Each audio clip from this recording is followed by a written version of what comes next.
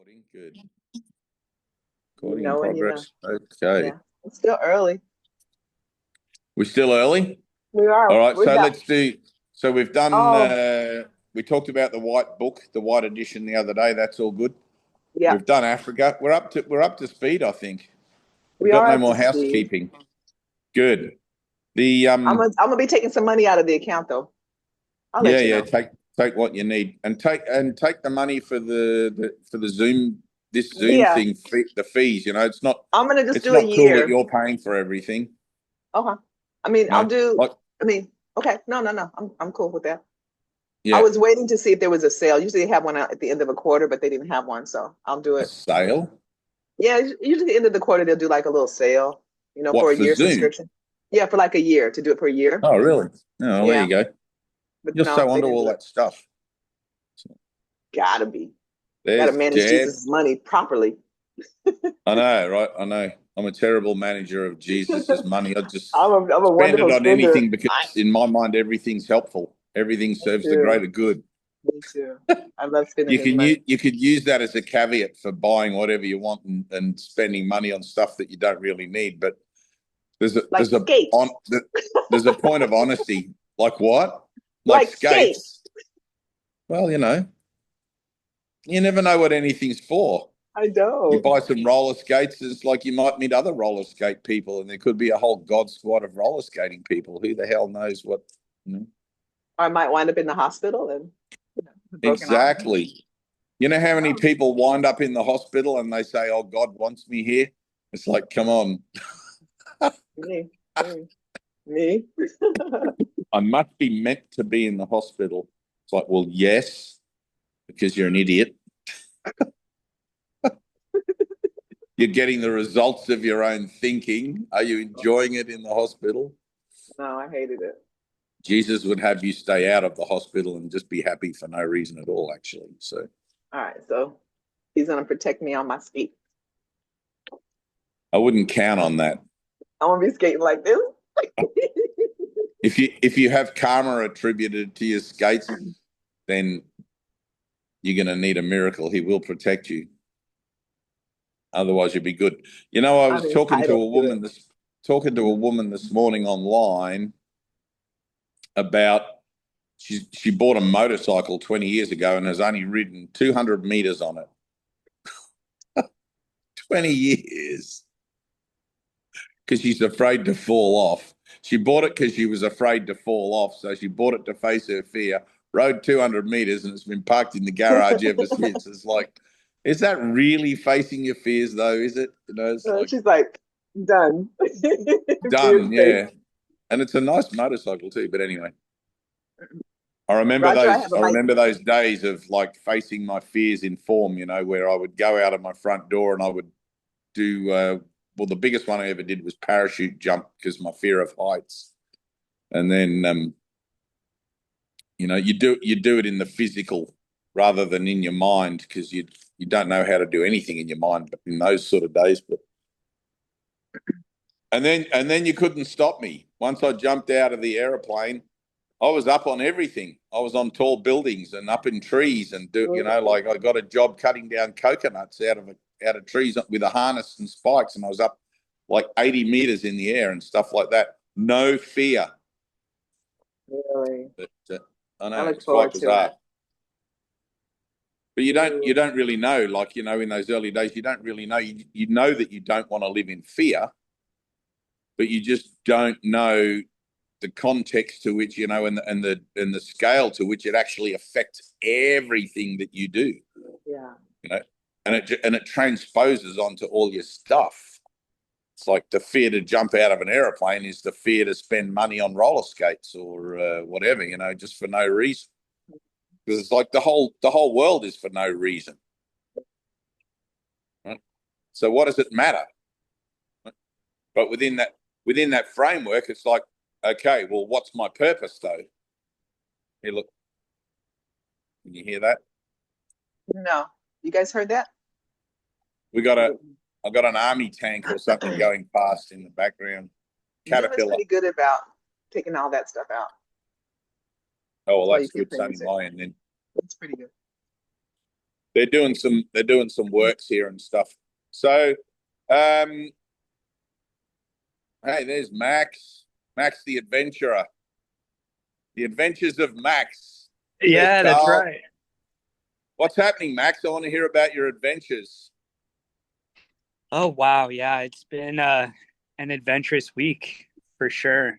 Um, I listened to what you had to say about taking these trips to places where you didn't have enough money to get back from, Right, and I tried it out. I went out to, it's not too far away from me, but it's called Las Vegas. I'm sure you've heard right. of it. I have heard of it. And Yep. I've been in this situation before of going places and not having everything planned out, but not to this extent of just I I felt like I had no other option other than spend a day in prayer and meditation and then just let things play out however they played out. And I had to let go of so much judgment, Right. so much of this. I constantly have, I think I'm wrong or that I'm fucked and I don't know what to do. And that was just playing so loud. And so just Good. allow that to be seemed to be sort of the theme of yeah, the theme of the trip. But yeah, I made it back. I had miracles happen. I didn't see happening. Everything seemed to Right. be taken care of. And another example of I'm being supported by a higher power. I can't deny that. Good. Do it again. Keep going. Keep Okay. going. I remember one Yeah. of the most incredible things. I know I've told you guys plenty of times. One of the most incredible things, like when I was coming back one day from a journey I'd made, it was a couple of 100 miles, and um, I didn't take my wallet. I didn't take anything. In those days, there was no mobile phones or anything, and I think they were just starting to come in. But and I remember coming back to my house from the most incredible adventure. And I stopped on the footpath and I looked up at the sun, and had the sun on my face. And I remember thinking, I am supported by a higher power. And it was real and tangible. And I could almost put my finger on it, you know? And it was a culmination of having many of those experiences, many of those experiments in faith or those journeys in faith that led me to the dark night of my soul, that led me to God. Because I couldn't deny that God or the unknown or the higher power, whatever you want to call it, was a factor in my life anymore. And something in me just screamed out to want to know what that was, and you'll be exactly the same, exactly the same. It's like the story of St. Francis, right? So St. Francis has an epiphany or whatever he had, going off to fight in the war, and he deserted the army under the banner of being sick or something. And he went back to his village, and during, I think it was several months or a month or two or something, he started having all these visions and started having all this communication with the Holy Spirit.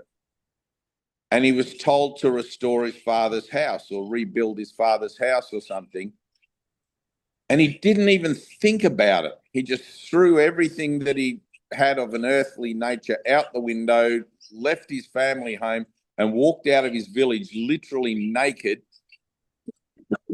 and just went off into the countryside.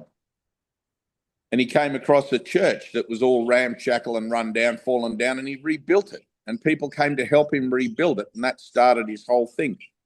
But that faith that he had, like it supported him throughout all of that. And through all of his adventures with all of his followers and the monks that came to join him, his friends predominantly. And it got to the point where, as with all earthly institutions, they become corrupt because the nature of the world is corruption. So you have to expect that even in your best spiritual efforts, eventually they're going to become corrupted, which is why ritual is no good. And he decided to leave that facility or to leave that church that he'd rebuilt because it had become too big, too organized. There was too much of a committee thing going on. And he saw that it was no longer guided by the directive of the Holy Spirit, that the hand of man was too much in play, and he didn't have the, what would you call it? He didn't have the ambition or the drive to want to try and be someone who would fix that and bring it back into alignment with the Holy Spirit. He knew he had to let go. It was time for him to let go of that whole thing and move on. And he went up on his what do you call that when you go for a long, long walk? Pilgrimage. He went on his pilgrimage up over the mountains and received the stigmata, the 5 wounds. And, and eventually 3 or 4 months later, he passed away from those wounds as a result of the wounds. But he went there to find God. He was driven to that, to find God from the church. And it was the same with me. It drove me. I would have done anything if God had spoke to me, like God spoke to me, thankfully, and said, go to Byron Bay, which was only 200 kilometers, not even quite 200 kilometers away at the time. But if he had said, go to Italy or go to anywhere in the world, I would have dropped everything. Because once you start once you start to get that communion, once you start to get that, where the idea of your relationship with the divine and the actual experience of the relationship with the divine becoming manifest, where that comes together, like Jesus says, say to the mountain, it'll move and it'll come to you, So it is that. And you can't avoid it. It's like there is something inside of you that is calling you, and you will answer. The only Yes. the only caveat that I have to that is, well, I guess I don't, because it's divine, but well done.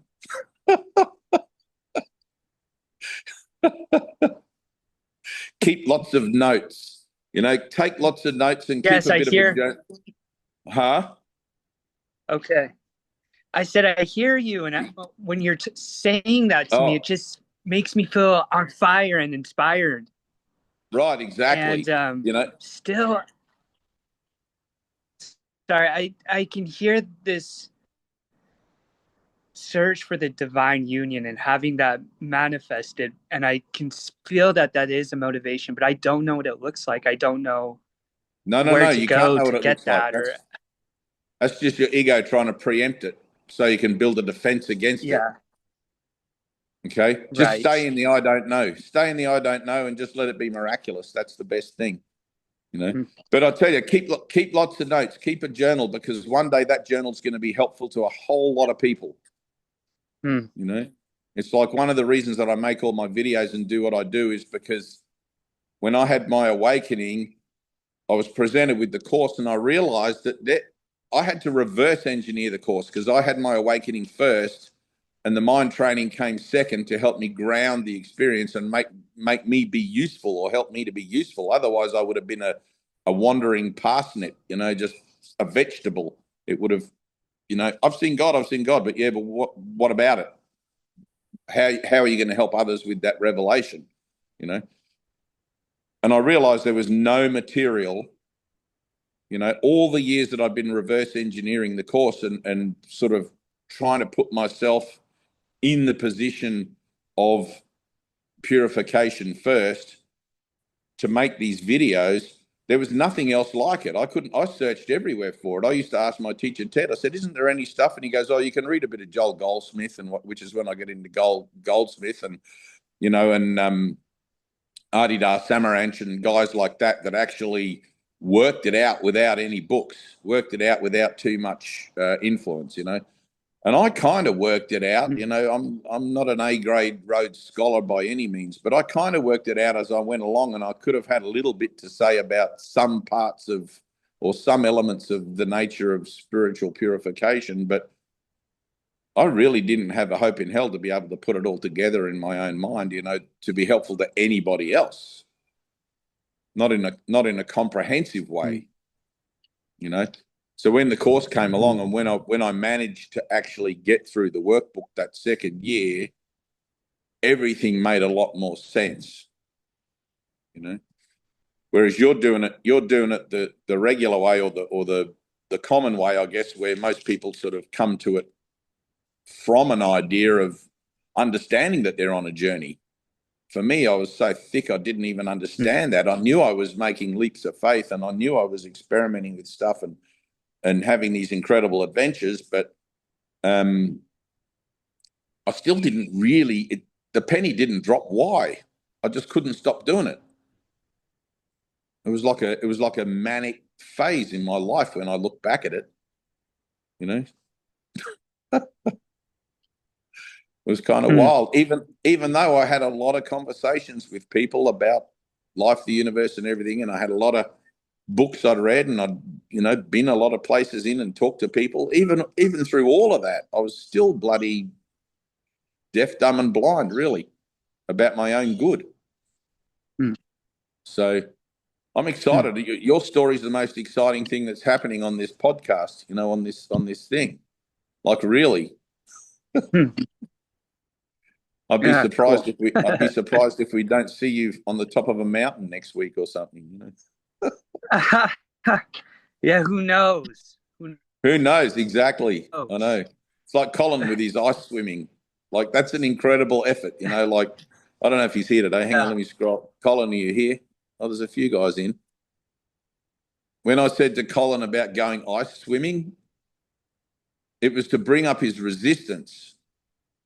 Right, to show him that resistance is not generated externally; it's already within you, lying latent, waiting for you to come across one of the preordained, what would you call it, relationship meetups that's going to trigger it.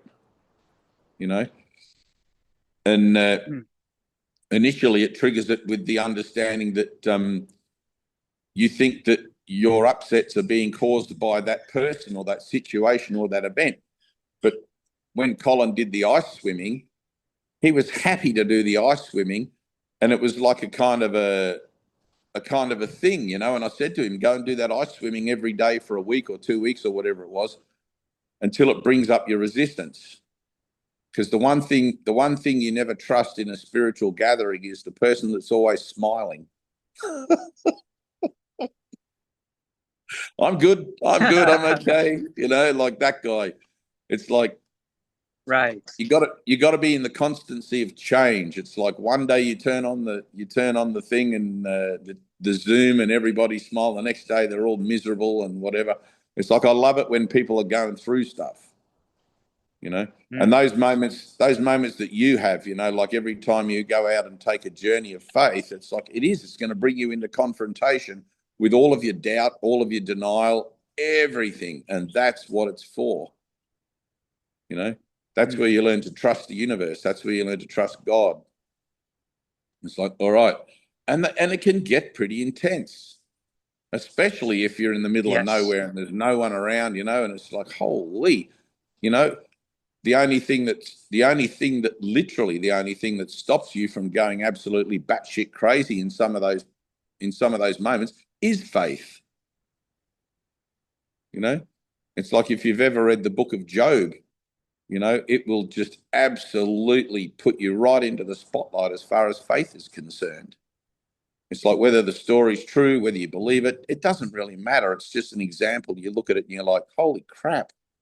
Could I do that? Could I undergo that level of confrontation and still keep my faith? It's one of those things that I guess you do have to put yourself to the test. It's like every spiritual teacher, or pretty much every spiritual teacher that I've ever read about that's been documented, would always send their students and their devotees and whatever out to practice their faith, and to make bold experiments with who they think they are in the face of an uncertain world. And I know that's going to be different for everybody. I mean, what I think is a bold adventure and what Tina thinks is she thinks coming to Australia is a bold adventure. Like we're a fourth world country or something where everything wants to kill you. But I mean, that's not true. But then that's the world in its entirety, Tina, isn't it? Welcome to death. I'll take gangsters any day. You'll take what? I'll take gangsters Gangsters. any day. You got Yeah. in the hood. You've mastered the gangsters. You need to deal with Mother Nature. Mother Nature is going to put you to the biggest test. You're like, whoa. Yeah. She does even here. Yeah. Can't debate it. Don't want to. All right. So today anyone got it? Hang on. I'm just going to scroll. If anyone got any questions or anything. Oh, there's Claire and Natasha. Where's Natasha? I can see her, Claire. Oh, she's there. Okay. There you go. Chitra, you made it. Hooray. Awesome. Did you use a sickie? No, I spoke to Tina last night and I said I'm going to join in, but I'll drop off basically within 20, 30 minutes because I have to log in. I usually work from home on Mondays and I start from 8 to 8:30 anytime, So Well, I that's had good. to go, That's but good. I'm glad yeah, you made it. Are you yes. reading your lessons? I'm reading my lessons today. I actually did lesson 31. Good. How's the vibration? Vibration is good, but today I'm feeling very, very down. I don't want to actually be with the Good. world anymore. I don't want to see anybody. I don't want to see Good. people. I'm just hating everybody in the world, including myself. Excellent. You're right on track. I just want to disappear. Good. All right. Well, you're not going to disappear just yet. Yes.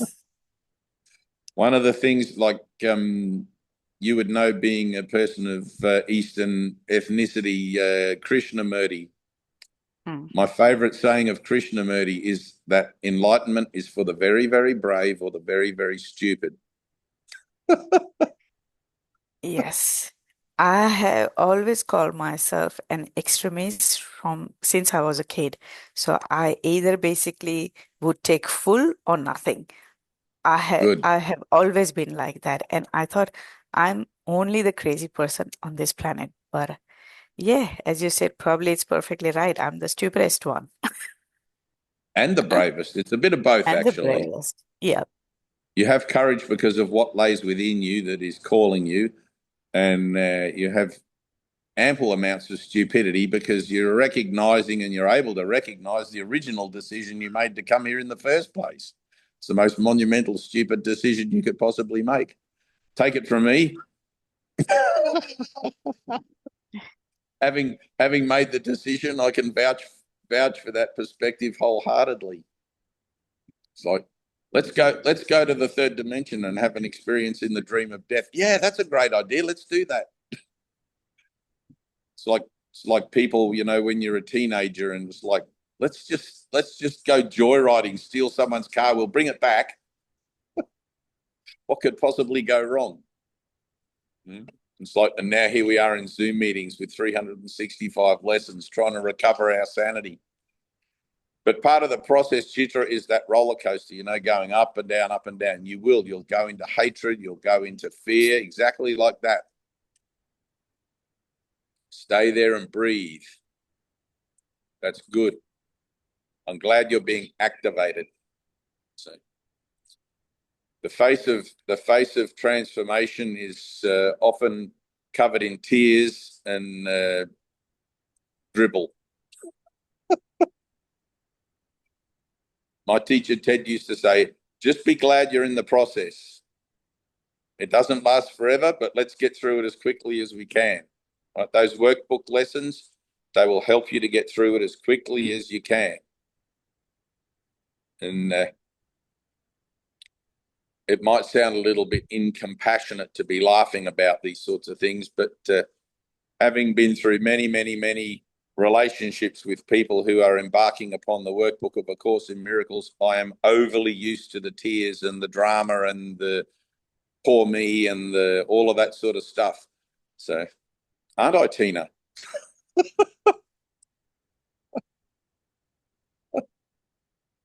She's been through heaps and got heaps to go. But I used to say, I'm so glad. This is still my my party line. I'm so glad that I'm through that workbook of A Course in Miracles. I'm so glad I did it, but I wouldn't want to do it again for all the tea in China or all the tea in India. You have to realize, like if you're reading the course, if you've got the blue book, in the Fear of Redemption, the first line says, you must look upon your anger and realize its full extent. Most people spend their whole lives trying to avoid looking at their anger, trying to be a nice person, trying to be spiritual, trying to be something else. And it's like, well, that's only one half of the yin-yang equation. If you spend your whole life trying to be the better version of yourself at the expense of denying the part of yourself, that true animal nature of yourself that would tear the head off a chicken if you were starving, or worse, you're only ever going to be half alive. You're only ever going to be half experienced. And you can't experience God from a perspective of being half experienced, because God is a singularity. It's a whole. You have to embark upon this journey of purification where you where you accept the dualistic nature of your experience on earth, the yin yang, the good and the bad, and let it all come up. So finally you can be the witness to it, to see the power of your mind regarding the decisions that you make. There's no point in being, like the nicest person on the planet and then still dying at the end of it and coming back again and again and again. It's like, no. I'm the nice person, and I'm also the bad person. I'm the whatever it is that I think I see out there. That's me. The world is a reflection of my mental state, and if I see it as chaotic and dramatic and whatever, well, that's me. And then, well, I don't see myself that way. That's because that's what denial is. Right? That's because, hello, denial. I have a question. Who has? Jessica. Hang on. Sorry, Jessica, I'm on my phone. I have to scroll. It's okay. Oh, there you are. Where's she going? There you are. I'm new. I messaged you yesterday in the cool. YouTube. Yeah. Hi, nice to see you, fellow me. That's what I'm hearing as I'm sitting here, and I'm hearing all this. Exactly. I'm like, finally, because I do have the book. I think I thumbed through it, but I've been walked through this by, just like you were saying, there's something that's invisible that's kind of pushed me through this, and asked me to absolutely walk away from my entire career, which Good. I didn't give up completely. I held on to a little bit because I was like, what do you mean you're going to pay for everything? How is that going to be possible? Right. And is this even real? What do you mean you don't have to do anything? What are you talking about? And I still that was you. I remember that message. Yeah. Yeah. And I still, but so I've gotten it, and I haven't had any help, and I have felt like everybody else is saying and have said so far what you've said, that it's like I'm still, now I know that it's all me. Right. You're me. Yep. I don't know how. I'm not you, and I'm you not are me. You, Jessica. Huh? I'm not you, Jessica. No, but we're all in this one. Right. You mind. But yeah, sometimes it literally, like, other people will say things or have the same exact experiences that's actually going on in my circle of reality. And they're also obviously in the consciousness, but I'll be thinking something and they'll say it, or I'm seeing something in mine, but it's happening in theirs. And it's like, Right. Am I losing my mind? Yes. And then I get You have and to I lose get it the to find it. laughter. I get the laughter, and somebody will say, like, it's God, and God, I don't know, male, masculine, feminine, has been playing all of the other roles for me. Right. So it's me, or it's my quote unquote twin flame, which is what initiated this whole thing. Was I met myself on another time, like he was on another Right. timeline, but we're still here. I don't get it. Right. How am I here? How am I here? And I meet this guy, we fall in love, but we don't get along at all. Like, it's just this whole, but it turns out it was me. That's the best version of falling in love. But it was me, but I hated, he didn't like me and I didn't like him. And he walked past me once and he goes, you have to have the dark with the light. And I'm like, what? No, I don't, so I was in Exactly. denial. Well, you don't. Huh? You We don't. That's the whole point of healing. You know how many people have said to me, oh, well, you wouldn't know what happiness was if you were never sad. It's like, what a lot of fucking baloney. Why can't you just be happy for no reason at all? Well, and that's exactly what Right. I'm finding and what I'm being Right, told when I get exactly. this voice. It says, Right. just be happy. But for whatever Exactly. reason, I can't yet. No, it's not I can't. There's never such a thing as I can't. I don't want to. But is that okay? Well, you tell me. You happy being miserable? No. Well, change your mind about it. It's not rocket science. And then I'm being told that you should stop thinking. You need to learn how to stop thinking. And if you would stop thinking and just be, then you would be in the present moment and you would never suffer again. And I'm like, I don't know how to do that. So I'm in the in between. Welcome to the Zoom meeting. That's why I'm here, because I'm Right. looking Welcome for. home. You're welcome. Thank you. So this makes sense to you? Of course it does. Have you been in this middle? Of course I have. What the hell do you think I'm doing here? I know I called you into my I awareness. didn't just walk off the street and find it. I didn't just walk off the street and find a telephone on a tripod and sit down and start talking in front of it. Well, I'm glad to be here. I really am, because I have literally for 2 years felt like I was like, I'm going to go check into the mental ward. Jessica, I've been tripping over my feet for the last 30 years. Jesus been picking me up again and again and again. Nobody asks for it. Nobody asks for it. We're out of time. Everybody else around me thinks my family thinks I'm cuckoo. Yeah. Good. Let them. Okay. Well, thank you. I guess I'm right where I need to be. This is the cuckoo's nest. We're all in it. We're all sitting here.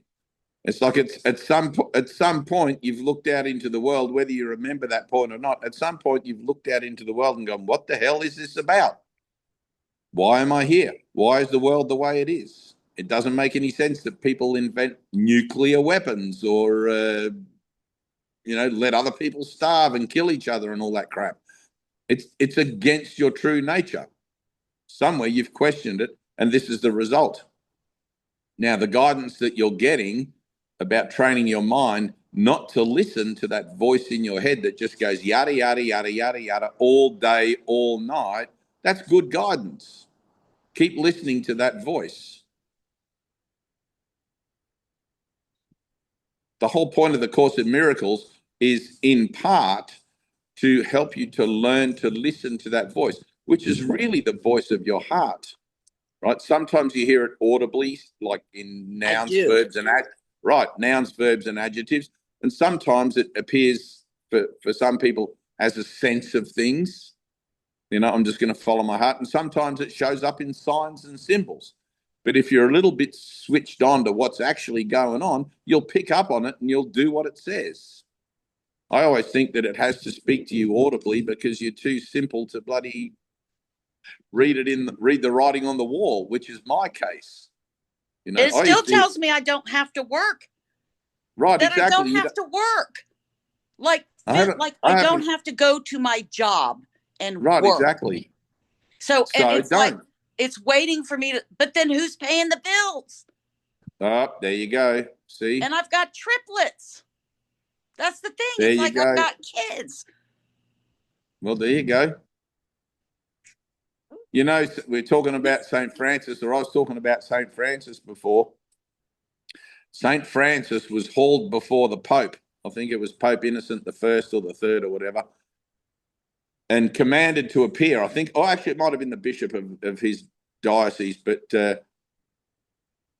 because so many young men were returning from the war, having seen all the horrors of war, they were running off to join St. Francis to rebuild the church. And the businesses and the family hand-me-down businesses of the town and the village and all the areas around, because St. Francis became a thing, right? There was no one to run these businesses. And so he got hauled before the bishop and he said, you're taking all the young men from the villages around and there's no one to run the businesses and you've got no money, you've got nothing. And how do you expect to feed them and clothe them? How are you going to look after their families and whatever, all this sort of business? And he said, I live in faith as a simple man of the cloth, you know, and he said, if faith works for me, how can it not work for them? You know how many times I've heard people tell me, I've got kids, I've got a job, I've got a mortgage. You're going to tell that to St. Peter when you get to the pearly gates and get the ticket to go downstairs? There's no downstairs. There's just a circular door back here. But anyway, you get what I'm trying to say. Right. Right. Have you met anybody that's walked away from their job and been taken care of 100%? Really? So you are me. Right. I am you, exactly. Wow. I walked out of my house and the bank took it away and I still had to pay the debt. You know?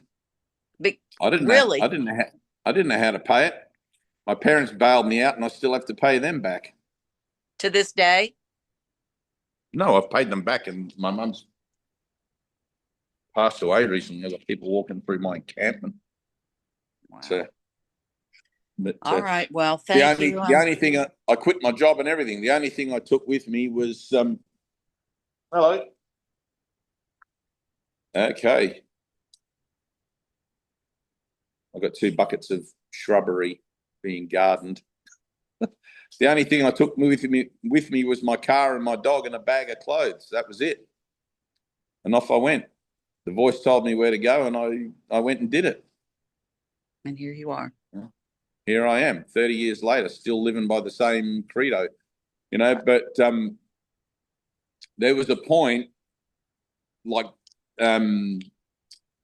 as we were saying before, you know, like any leap of faith is going to bring you into conflict with your own doubt. But there was a point where I had no money, and it was quite soon after that, actually, having quit my job, there was a point where I had no money. I decided to go on government benefits just because, you know, that seemed to be what showed up for me to do. So I went on government benefits and I was on that for a while. And in the place where I was living was a huge unemployment problem, Byron Bay. And it was really, really difficult to get a job, right? And I never had any money. And one of my friends who we ended up having a relationship, me and her used to go for coffee with friends every time after session. So we'd start satsang in the morning at, I'd get there at about 8 o'clock and we wouldn't finish sometimes till 1 or 2 o'clock in the afternoon after lunch. And then we'd go for coffee in town just to sort of like let your hair down. You do a 4-hour meditation and that's, you know, it kind of bakes you. And I never had any money, not even for a cup of coffee. At the end of the week, I didn't even have $5 in my pocket. And people would always buy me coffee and that used to bring up guilt. And I'd make excuses why I didn't feel like going for coffee, you know, and the situation became untenable and frustrating. And it was like, and Josie obviously noticed we were in a relationship. And she said to me, you know what? You've got poverty consciousness. she said, you're limiting yourself. And I said, I'm not. I said, I'm trying to find a job. I've been asking everywhere and I'm looking for part-time work so I can still go to sessions, still have enough money for coffee and whatever. And she said, no, you've got poverty consciousness. And at that stage, mobile phones were just coming in. Like, remember the big old Nokia, the big brick? And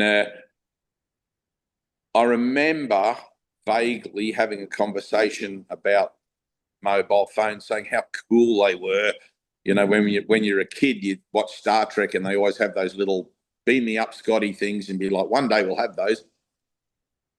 And she said, come on, we're going to go and get you a mobile phone, right? And I think the cheapest plan was $25 a month, like $7 a week.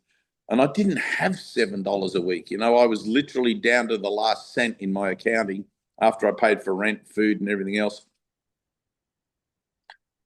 And she's like, well, it's going to have to be a leap of faith. You're going to have to let the universe support you so you can prove to yourself, or you can have the universe prove to you that there's no lack in God. And she said to me, Jesus will pay the bills, right? And so she marched me down to the Telstra shop, which is our phone provider, network provider here,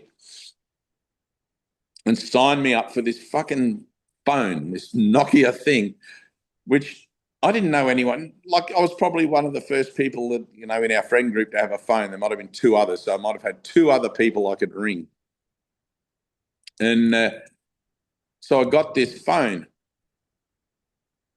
And I can't remember when it occurred. It was some point before the first bill, but I was sweating on paying the first bill. And when I was at Woolworths, I was cutting back on my vegetables and fruit and food, you know, because I knew I would have the bill come due.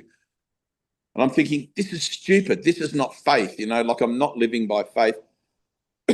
Anyway, and at some point I prayed. It's like, God, I need a miracle. I've got this bill. I don't want to have to hand in the phone and whatever.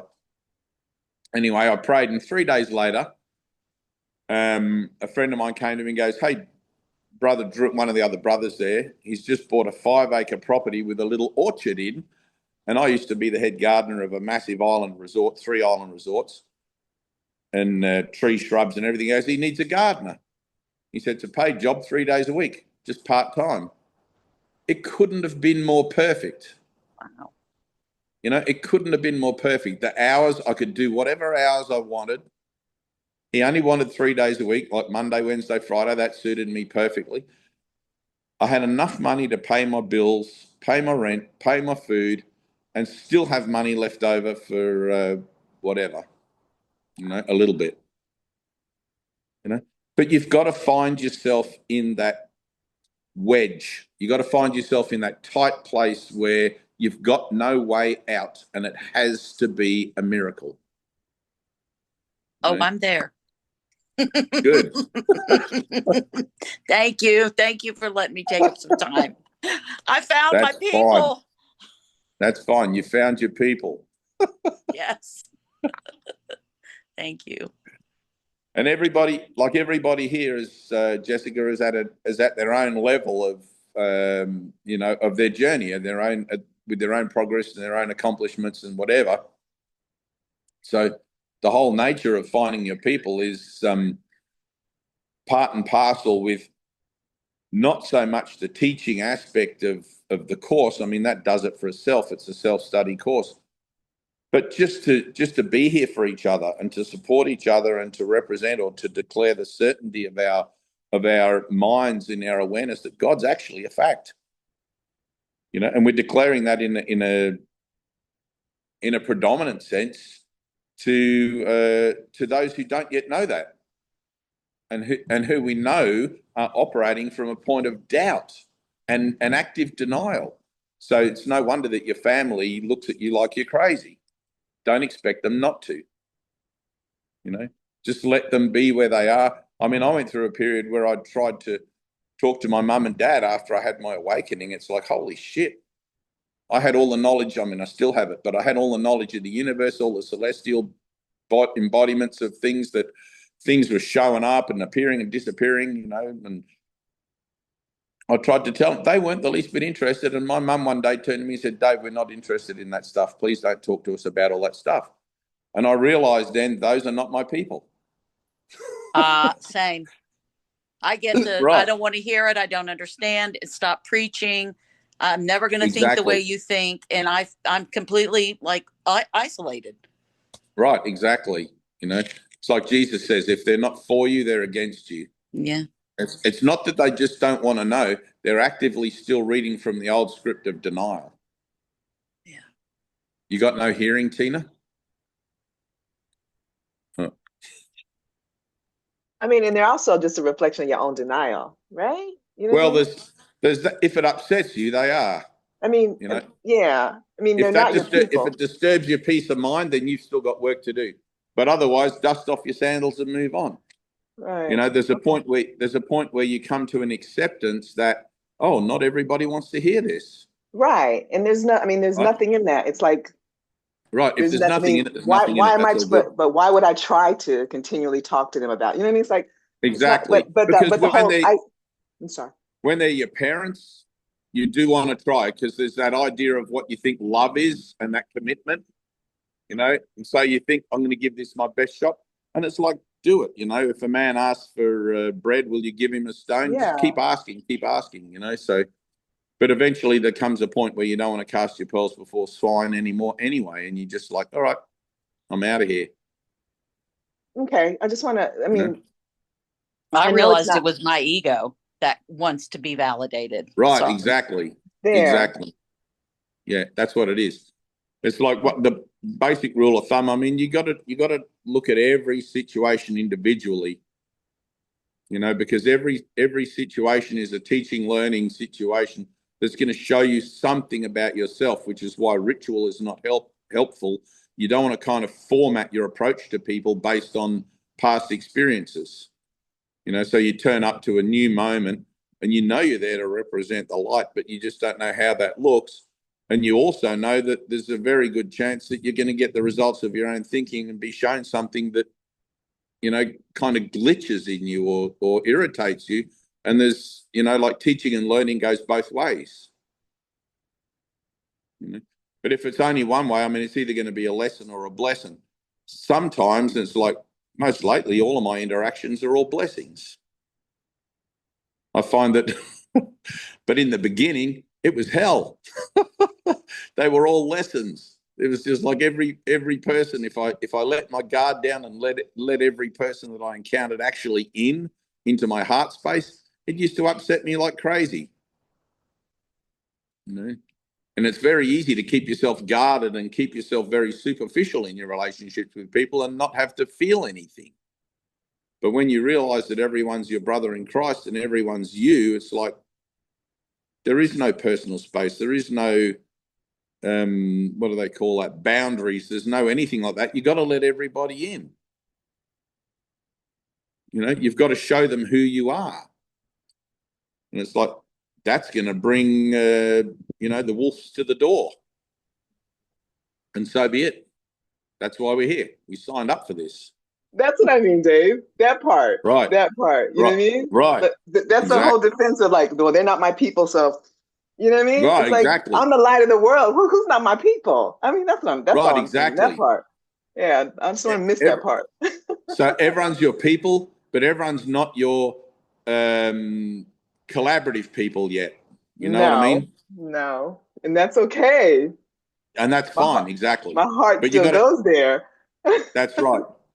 Your heart still goes there, but you got to know when it's more important to find the people that are actually willing to join you on this particular aspect of the journey, because Jesus is calling for teachers.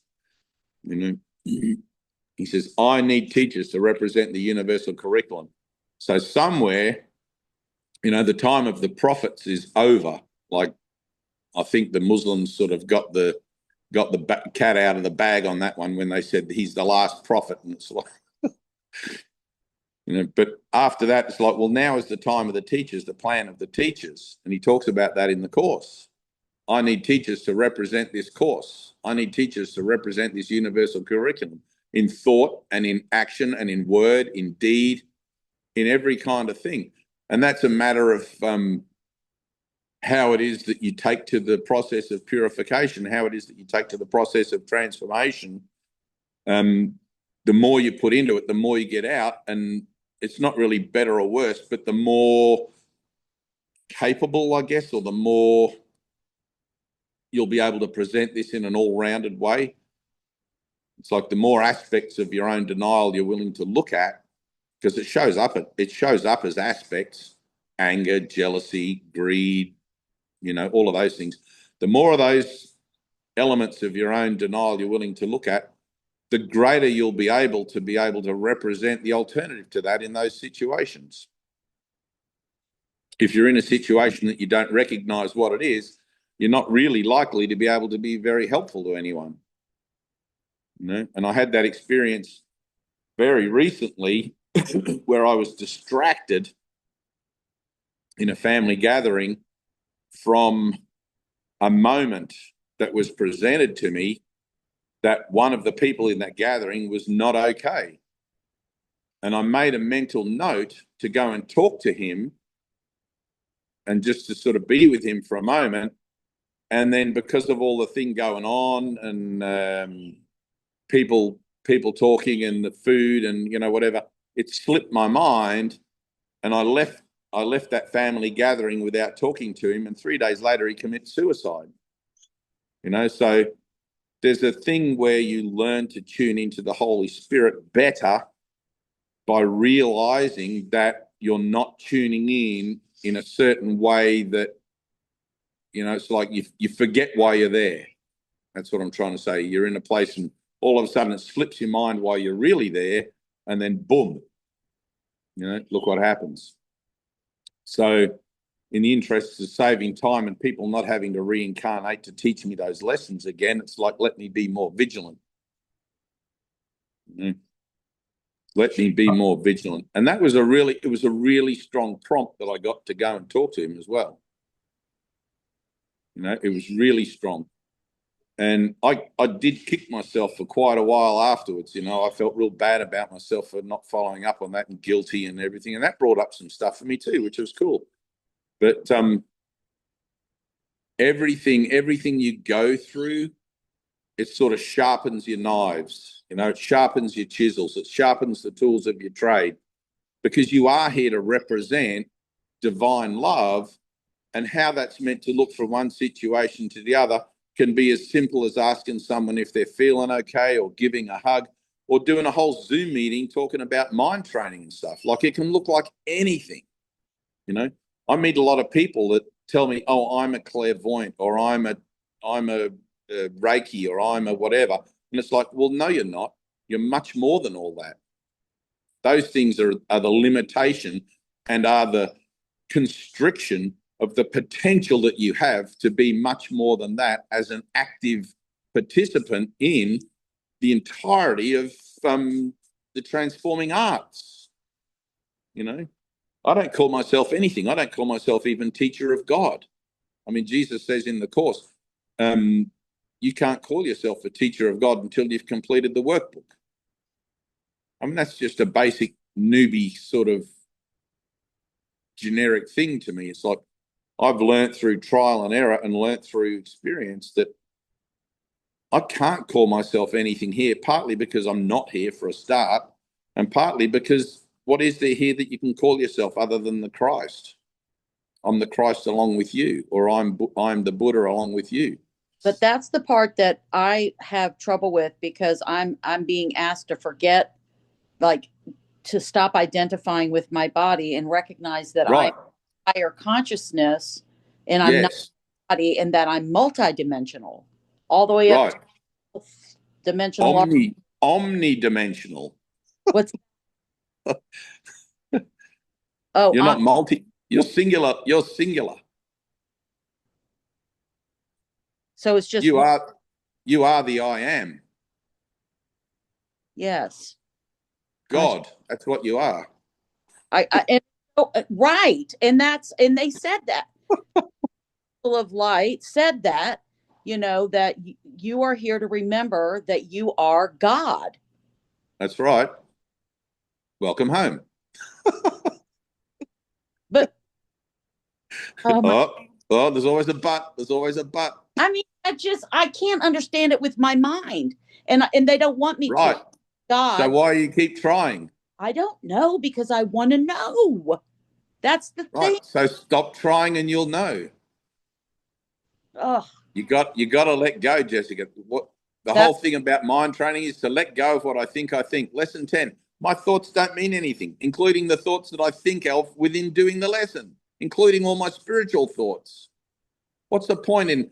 So here's what happens, right? So let me just move the thing because it's I'm getting a bit crampy in my chair, in the body crampy. Here's what happens as a human being, let's say, as a body, as someone who's convinced that they're the body, they're going to get sick and die and blah, blah, blah.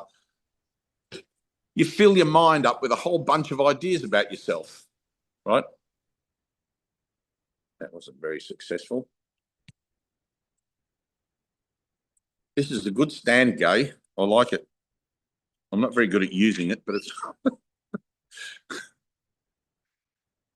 So you fill your mind up with this library, this filing cabinet of facts and ideas and information about the world, who you think you are, your job, your family, and everything and everything and everything.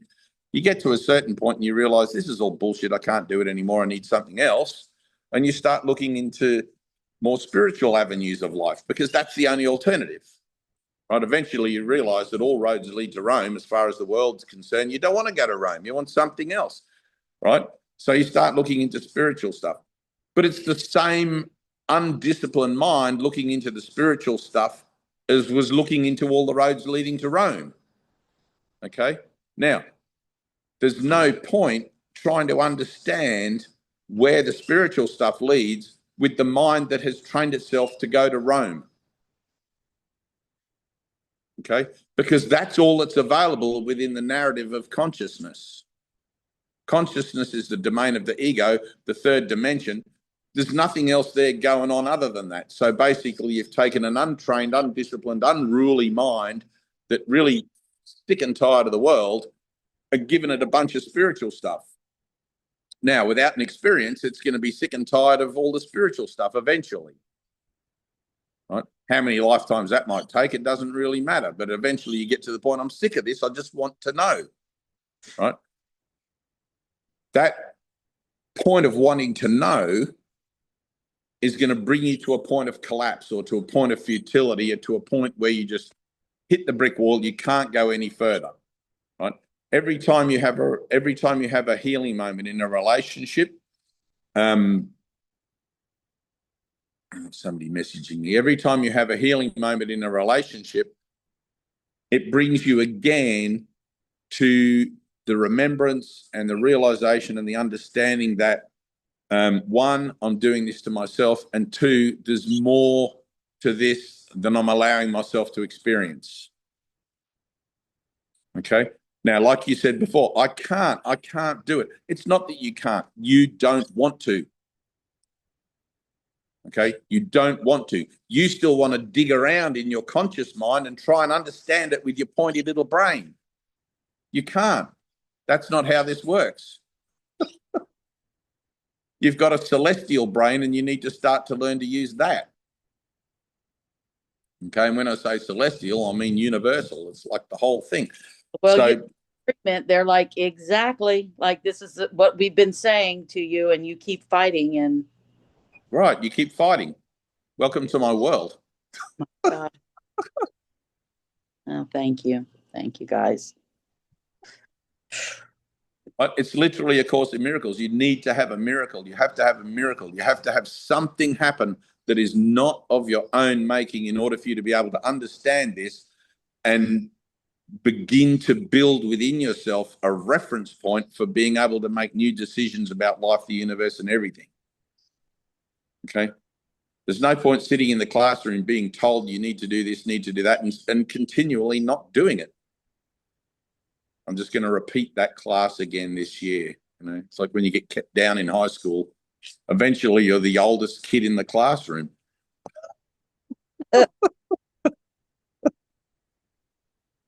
But the process of retraining your mind, it's going to take a decade, right?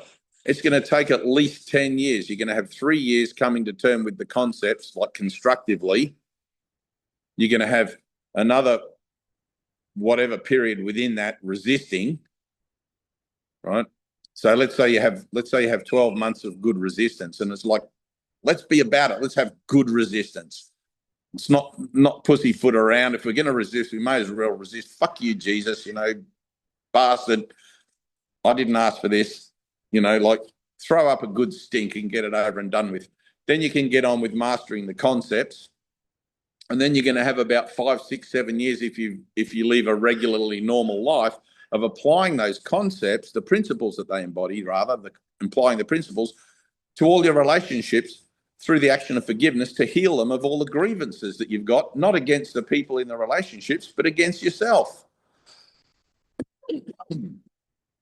Right? So, and then at some point in that transition period, you're going to start to see the forest for the trees, or the light at the end of the tunnel, whatever you want to see it as. Right? It begins to come clear. But at the beginning, it's like a bloody roller coaster. And my only advice to you would be get out and get amongst it. Get yourself involved in as many relationships as you can, sporting groups, science groups, whatever, social groups. Get involved with things so that you can get your buttons pushed. Otherwise, what are you going to do? Sit at home on the couch and watch Oprah Winfrey and then pick up your course book 3 times a day? That's not a relationship. Well, it is, but it's very slow. Get out, get amongst it, let the world push you around. Live in faith, basically. Unless a man lives by faith alone, he shall not enter the kingdom of heaven. New Testament. Right? So, we all good there, Jess? And I call you Jess, since we know each other better than intimately. Thank you for your time. Hey, it's your time. I'm timeless. All right. Any questions? Anyone got anything? I was going to do some workbook stuff, but I've got one. hang on. Let me scroll down. Who's that speaking? I'm on my phone, so I have to. Yeah, it's Vlad. It's Vlad here. Hey, Vlad. What's going on, Dave. brother? Hi, everyone. Okay, so I asked this question last Sunday, but you had logged out, so I wanted to have your take on this. So, how do you go from being aware to being awake? Miraculously. Because I see it as first you need to become aware of a bunch of things, and then you move into becoming awake. Is it simply down to following the journey? Is it like a progressive thing? See what you're doing there? Sorry? You see what you're doing there? You're trying to answer your own question. Where are you? Hang on. Perhaps, yeah. No, definitely, yeah. Right. So the mind loves that, right? I'll ask it. So basically, that tells me the question isn't really genuine. It's hypothetical. It's a defensive question. You've already got, and that'll be unbeknownst to you, right? You're going to think your question's genuine. But I know that all questions are of the ego, because the spirit of you, which is the truth of you that I know, already knows the answer to everything perfectly. It doesn't have any questions. It lives and abides in the peace of God and just is perfect. Okay? So the mind asking the question is the ego. Now, that's not a bad thing. It's not a good thing either, but it's not a bad thing because we're in the business of retraining the ego.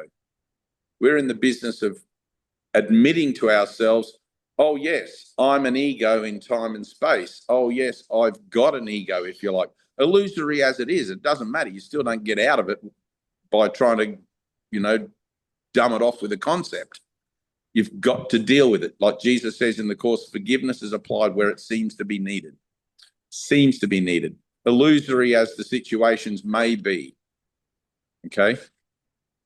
So we're applying forgiveness to ourselves for our ideas and our judgments and whatever about others, which are reflecting back to us the nature of our being.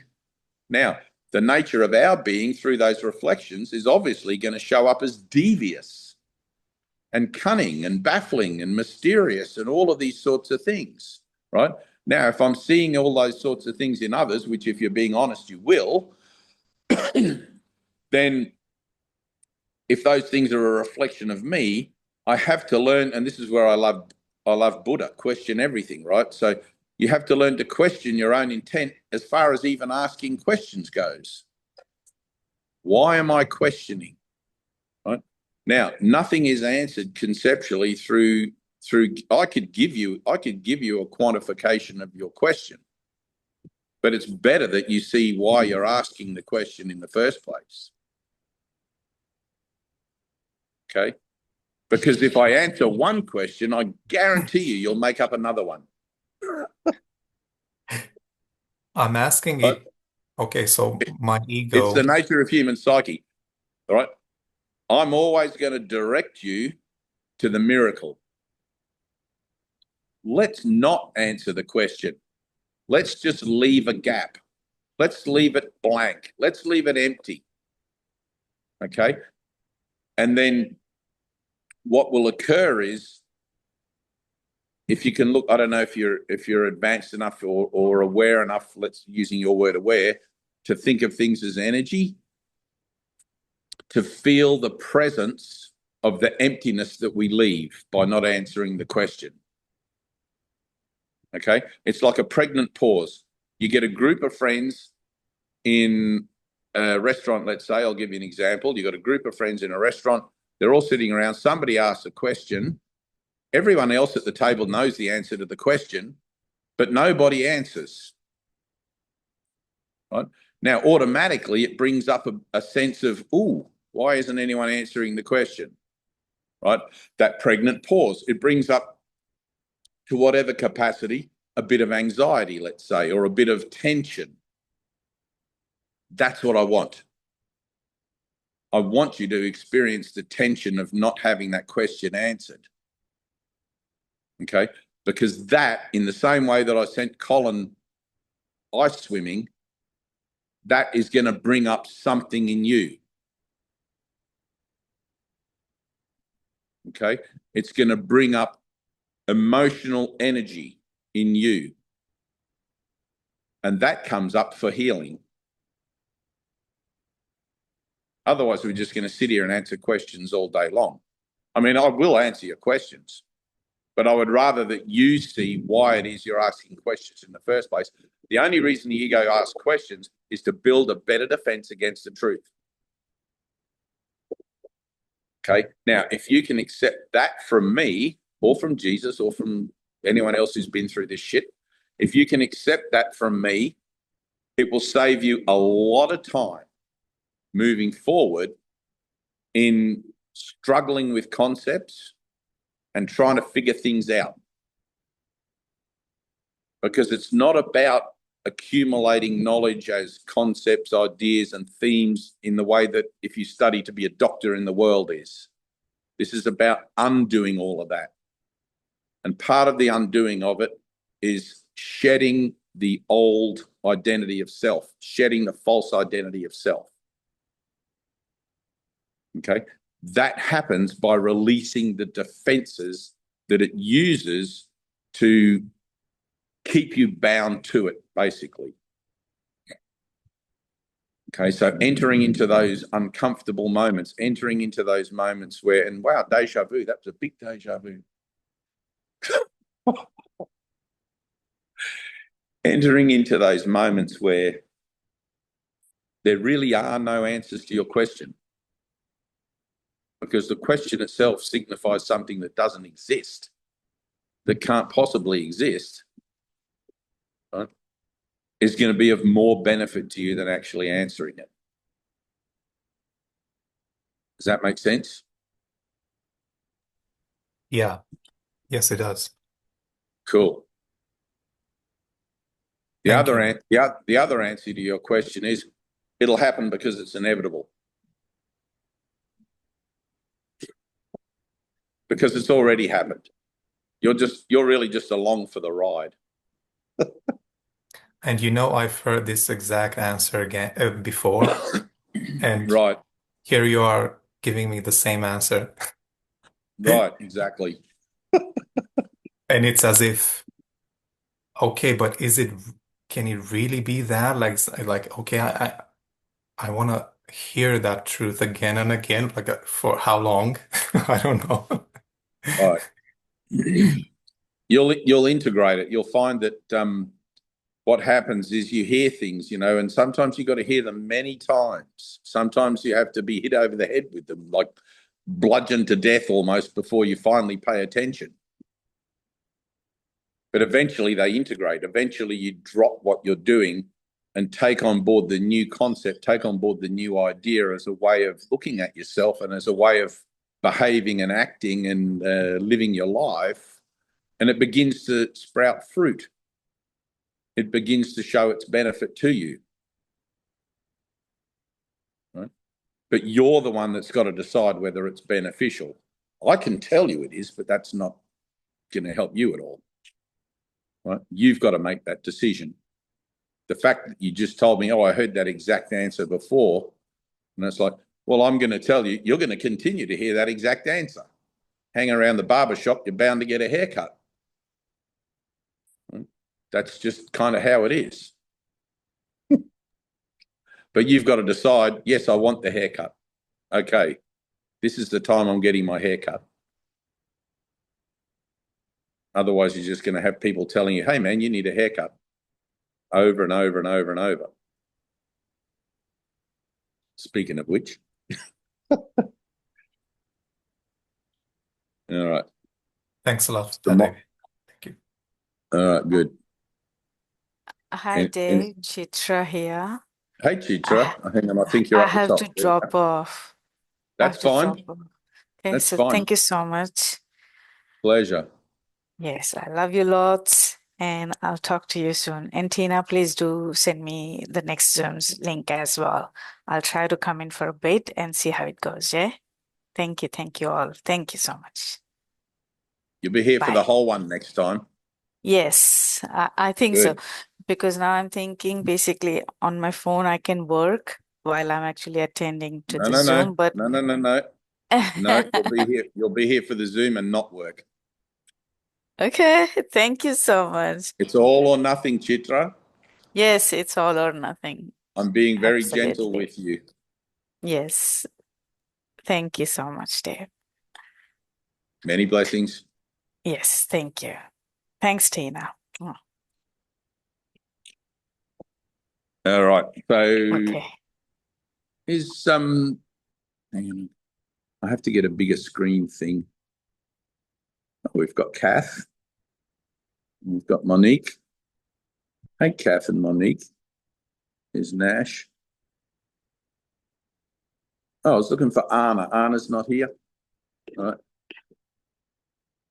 Where's Dana? There she is. Dana, can you read lesson 42, please? The long form version.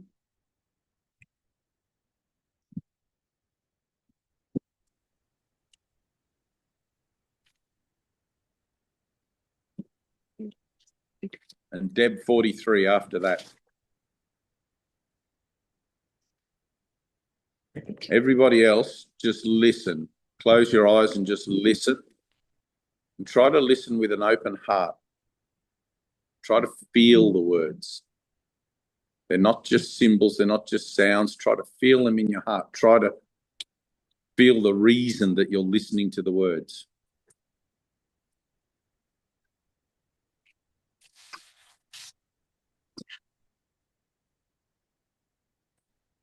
God is my strength.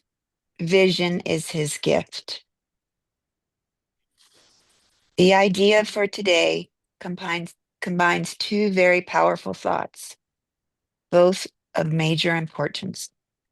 It also sets forth a cause and effect relationship, which explains why you cannot fail in your efforts to achieve the goal of the course. You will see, because it is the will of God, it is his strength, not your own, that gives you power, and it is his gift to you rather than your own, which offers vision to you. God is indeed your strength, and what he gives is truly given. This means that you can receive it anytime and anywhere, wherever you are and in whatever circumstances you find yourself. Your passage through time and space is not random. You cannot but be in the right place at the right time. Such is the strength of God. Such are his gifts.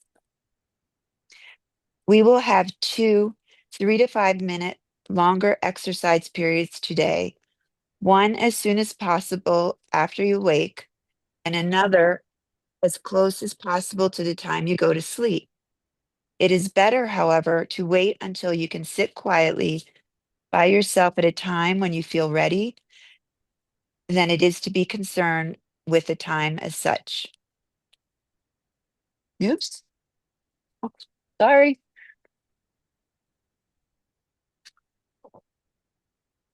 Sorry. Begin the practice period by repeating the idea for today slowly, with eyes open, looking about you. Then close your eyes and repeat the idea again quite slowly. After this, try to think of nothing except thoughts which occur to you in relation to today's idea. You might think, for example, vision must be possible. God gives truly. Or God's gifts to me must be mine because he gave them to me. Whatever thought that is clearly related to the idea itself is suitable. You may, in fact, be astonished at the amount of course-related understanding some of your thoughts contain. Let them come without censoring unless you realize your mind is merely wandering and you have let obviously irrelevant thoughts intrude. You may also reach a point where no thoughts at all seem to come to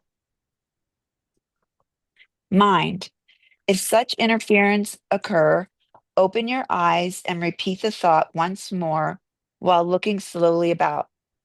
Close your eyes, repeat the idea once more, and then continue to look for related thoughts in your mind.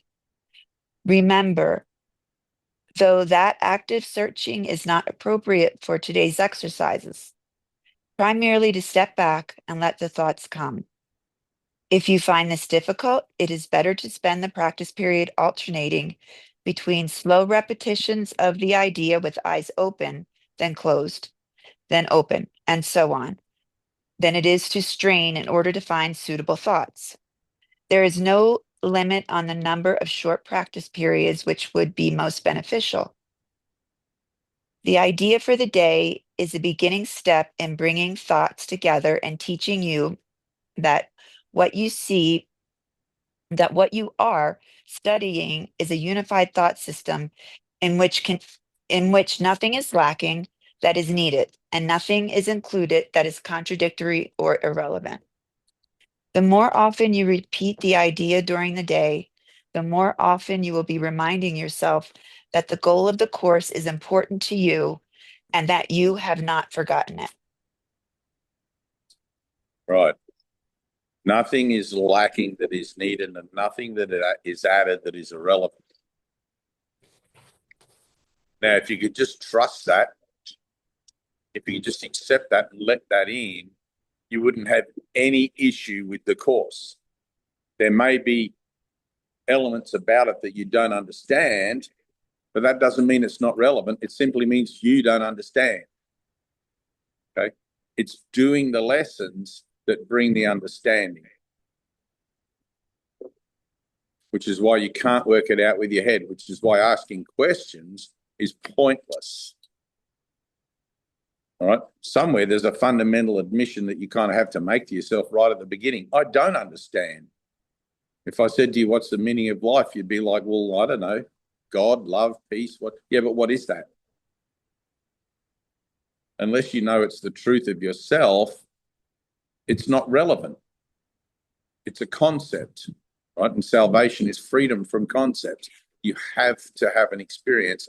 The lessons are designed to train your mind to bring about a state of stillness so the experience, let's say, can cross that threshold, or so you can awaken from the delusion of physical nature and remember the truth of yourself in eternity.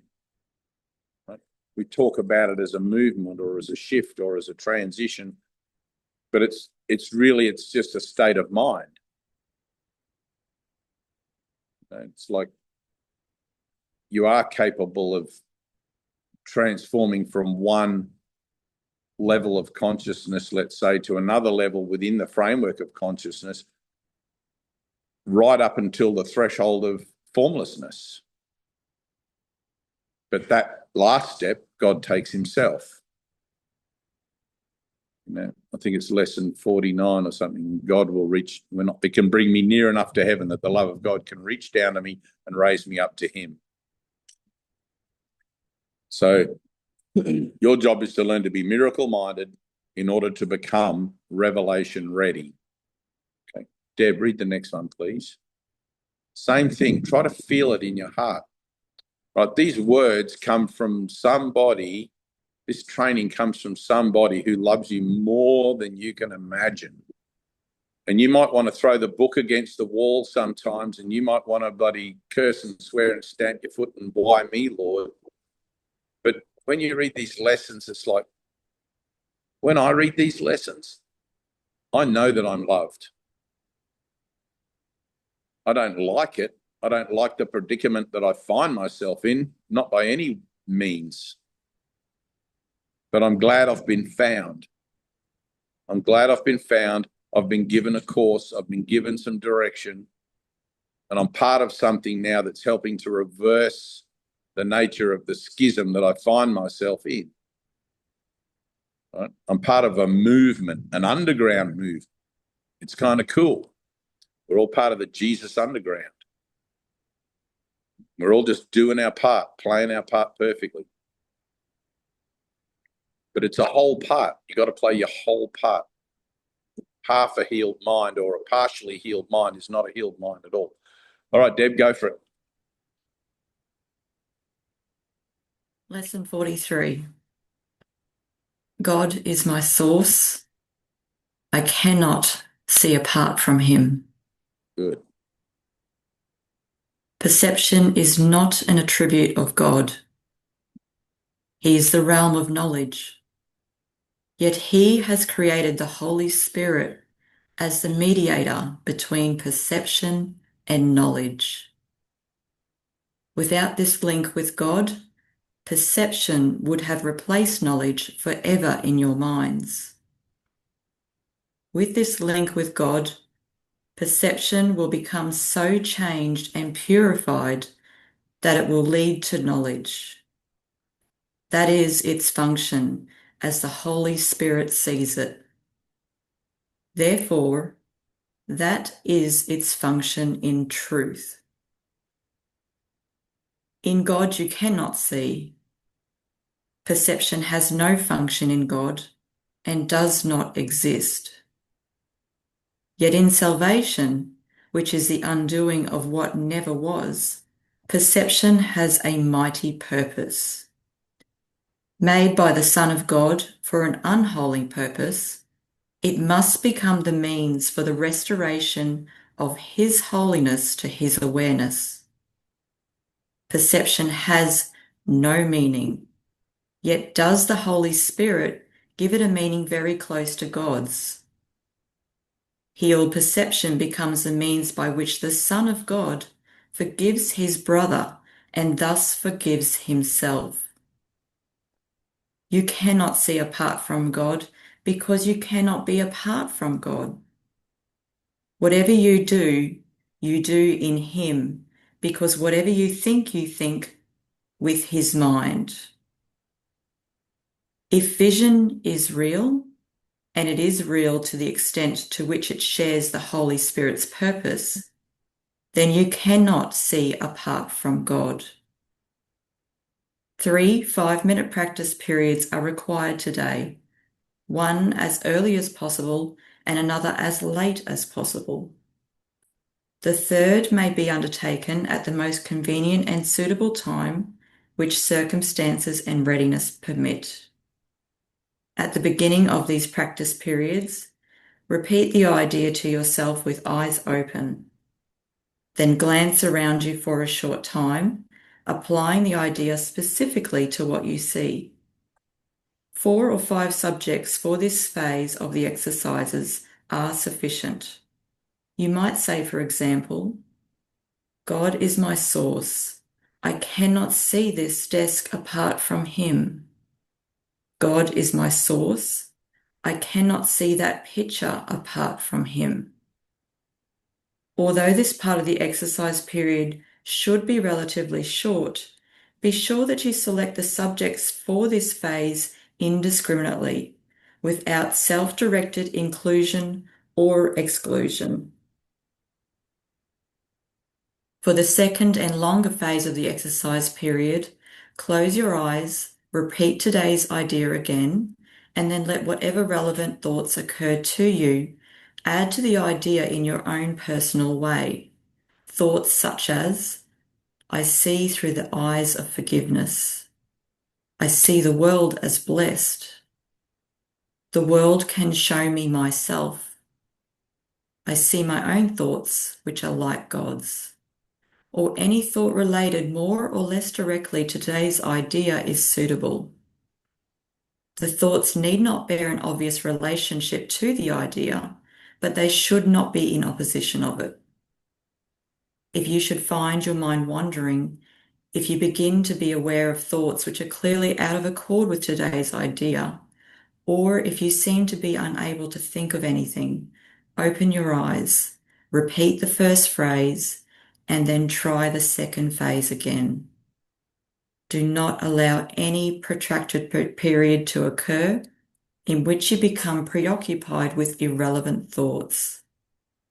Return to the first phase of the exercises as often as necessary to prevent this. In applying today's idea in the shorter practice periods, the form may vary according to the circumstances and situations in which you find yourself during the day. When you are with someone else, for example, try to remember to tell him silently, God is my source. I cannot see you apart from Him. This form is equally applicable to strangers and to those you know well. Try, in fact, not to make distinctions of this kind at all. The idea should also be applied throughout the day to various situations and events which may occur, particularly to those which distress you in any way. For this kind of application, use this form. God is my source. I cannot see this apart from Him. If no particular subject presents itself to your awareness, merely repeat the idea in its original form. Try today not to allow long periods of time to slip by without remembering today's idea and thus remembering your function. Good. Every lesson has a specific and sufficient amount of instruction with how to apply it. It's as important to apply it according to the instruction as it is to read the lesson thoughtfully and with heartfelt attention. The ego is the master of recovery, and you'll get to a certain point, you'll realize, oh, I'm doing these lessons, but the reason that you're doing the lessons in the first place, you've forgotten. And so your integrity with the lessons tends to wane. And the ego is like a very gentle little wave that just pushes you away from the integrity. It's like if you're a drug addict or somebody that's had a particularly horrific life, like Brother Dean, you will have no trouble getting through the lessons in that workbook. You will not lose integrity. His life is amongst one of the worst life scenarios of anyone I've met in all my years of doing this. And he sailed through those lessons because his value given to the lessons, the integrity, he wanted those lessons to be true for him more than anything. Most of us do. But sometimes you'll get a situation like in the 80s and the 90s and even the 2000s, heroin was a major drug of choice for many, many people that became addicted to substances as a way of dealing with the existential anxiety of their lives. And very difficult drug to get off. I think from memory, at that time there was an 11% recovery rate, which isn't a great deal. But one of the things that would happen, you would get guys that would get off their drug of choice and they'd be clean for a while. And because they were clean for a while, they'd get happy again. Hey, look at me, I'm on 3 months clean, or 6 months clean. And they'd start to feel so good about themselves that when the next confrontation came along, oh, I'm clean now, I can just manage a little bit. And they'd fall back into addiction, right? Because the habit of reaching externally for something to deal with their existentialism hadn't yet been broken sufficiently, or hadn't yet reached a sufficient depth of repugnance, to them on the other end of the scale, that the value of the recovery became a total thing. Right? And I know the same thing with the workbook lessons.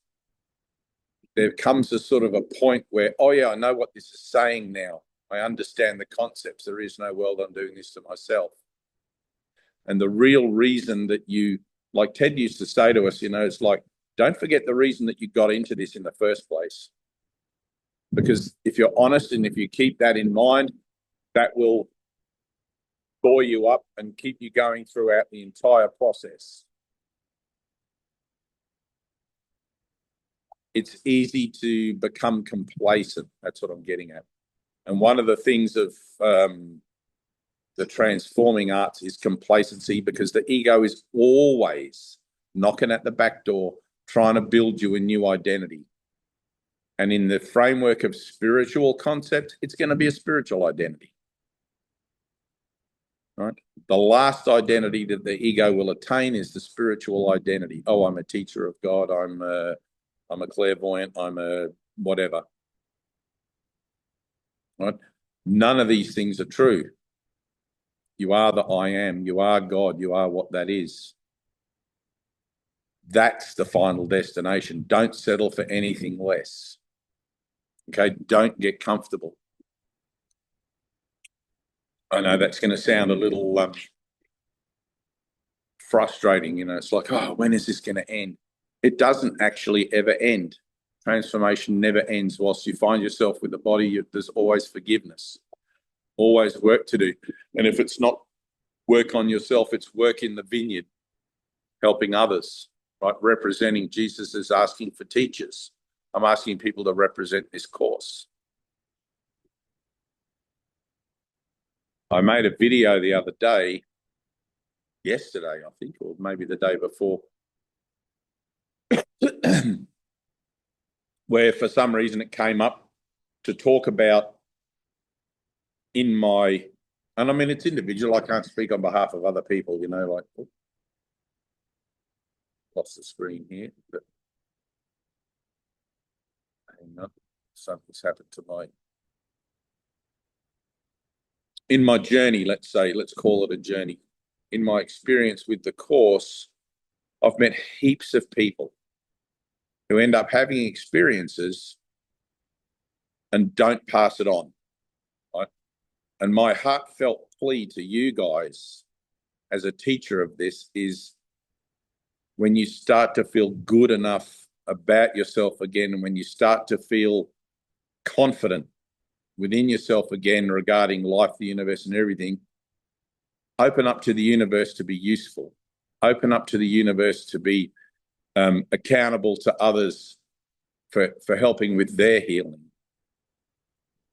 Because that's what we're here for. We are each our brother's keeper. We are each here to help each other. And I've met so many people that just fall by the wayside. It's like the parable of the seed sower. It's like, I really don't understand that. It's not my place to understand it. But if you knew, and you will, when you have your own awakening, if you knew the magnificence and what's waiting for you, the kingdom of heaven, if you could remember now exactly what it is, and some of you may know, you would never do anything again with your lives other than live in service. Nothing. You'd be like literal messiahs, I guess. I don't know what. Teachers of God.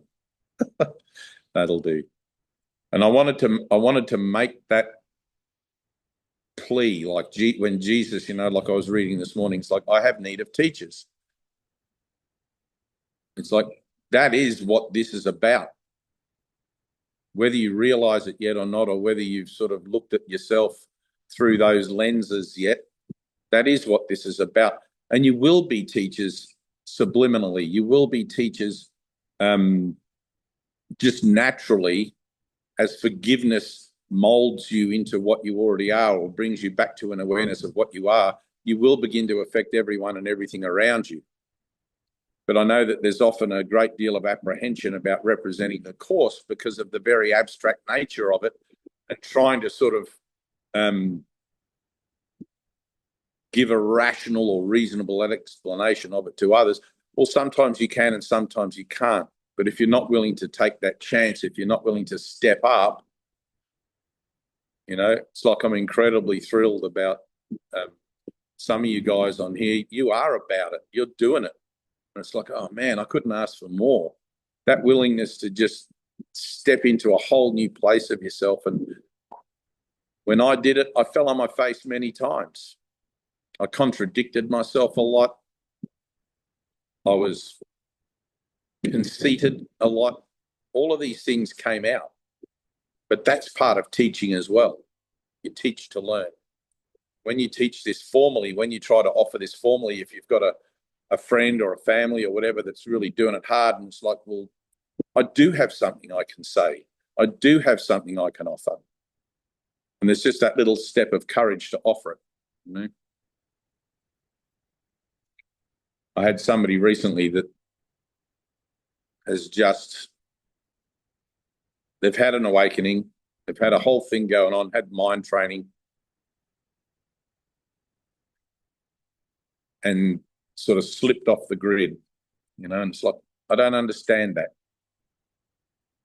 There's nothing in me that, from my point of view right here and now, where I could go back and not represent this for Jesus, not do this work,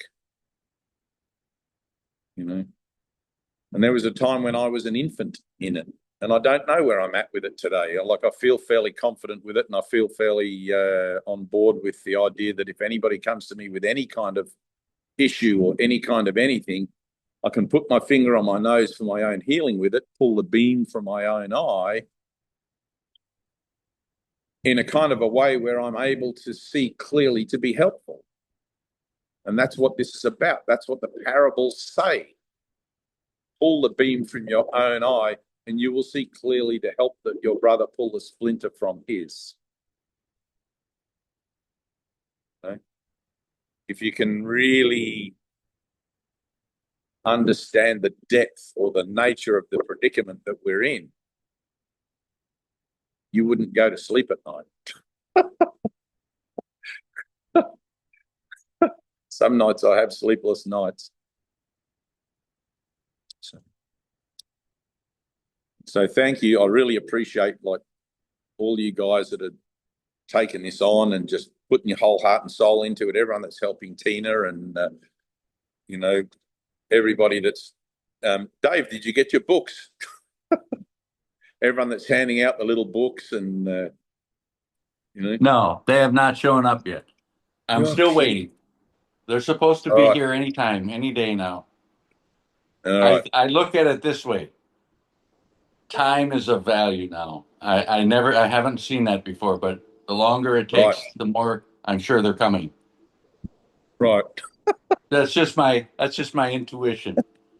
The less option for them to not come. Uh, The longer it takes, the less option for them to not arrive. yeah, yeah. But Using you up got the yours 10. back. You got the 53 back. Yeah, that other box of books that I sent you, they got returned. Yeah, So, yeah. All right. all right, see what happens. Yeah. We'll just have to let that be miraculous. So, you know that I think I might have told you when I went to Vietnam on my honeymoon, and you get off the plane. You know, Yeah. I mean, I don't think it's like this anymore, but I do have memories of going to Fiji or somewhere, getting off the plane, and there was people on the tarmac putting those leis of flowers around my neck. I was just a child, and around everyone that got off the plane, you know, or it might have been on the boat. We went somewhere on a tour boat, and they welcome you to their country and put leis of flowers around. You know, you're a treasured guest. You know, you're an important person. And when when we got off the plane to Vietnam, there was a couple of guys in big, long green trench coats with like submachine guns across their body. Yeah. You It's know, not like that. It's no longer like that. They're very welcoming here now. They're welcoming. I'm glad to hear that. That was a really confronting moment. Like, yeah, holy shit.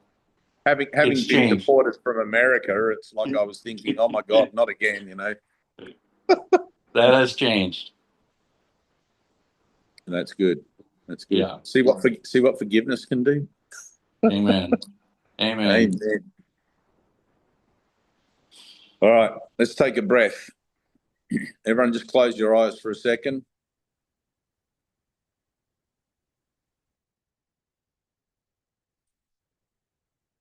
Take a deep breath in through the nose. Think up. Let your consciousness float up. Feel up. Try to feel the top of your head. Imagine the top of your head, your crown. I want you to imagine there's a little hole in the top of your head. Take a few deep breaths in and out. In through the nose, out through the mouth. And I want you to imagine you're breathing out through the top of that hole in your head, like a dolphin has a blowhole. And just very gently learn to feel. And after 3 or 4 breaths, you should feel like a little stream of energy going in and out.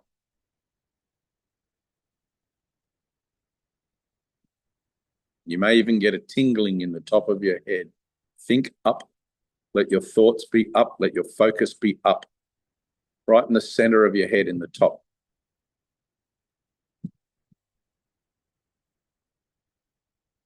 Some people feel it in their third eye in the front. And I don't want to get into chakras or anything, but just take a few deep breaths.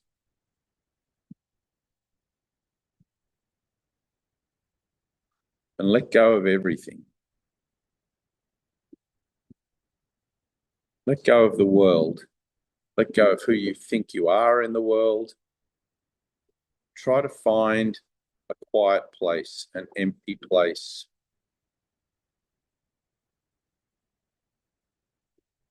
Just sort of sit there for a moment. The busy mind will probably want to distract you, have you think about things. Refuse to listen. Just breathe. In and out. In and out. In your heart space, in your feeling self, in your emotional self. Present yourself to God. Here I am, Lord. Just breathe. Here I am. In this present moment, in the here and the now, waiting.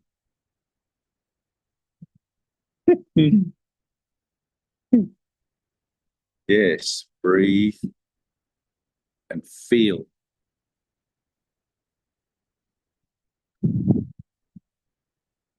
Let your breathing come under control. Let it be rhythmic. Let it be natural. In and out. And in your heart, feel your surrender. Feel your presentation. Feel your submission, if you like, whatever works for you. Here I am, Lord. And if you do get distracted, bring yourself back to that place, to the inner altar, the place where you are presenting yourself exactly as you are. Here I am, Lord. I would remember you. I'm here for a miracle.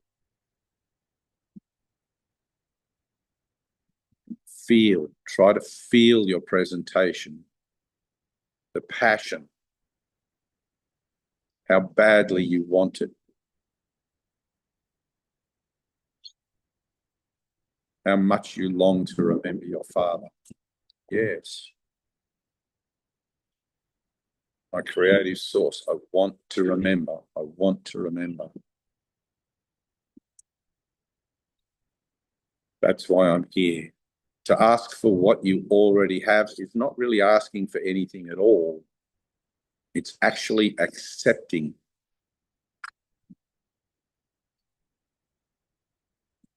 what you have forgotten.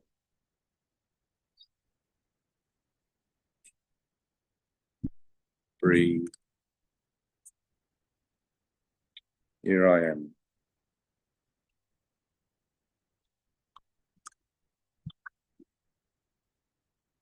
And let it be whatever it is. If it feels uncomfortable to stay there, let it feel uncomfortable. If it feels like nothing happens, let it feel like nothing happens.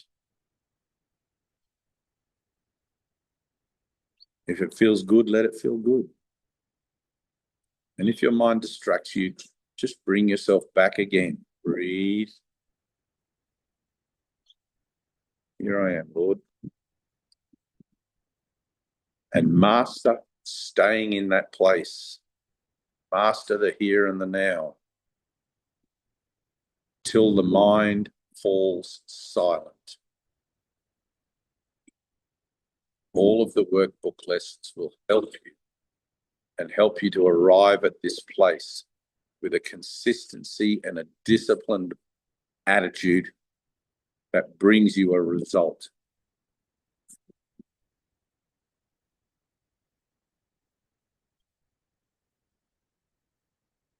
Breathe. Don't listen to that talking voice. Feel the silence. Feel the emptiness. Let it be there.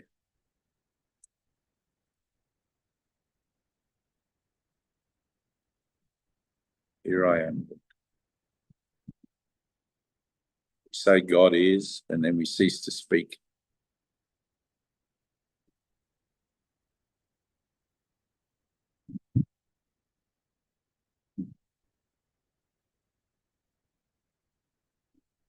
Breathe. Let it happen, Natasha.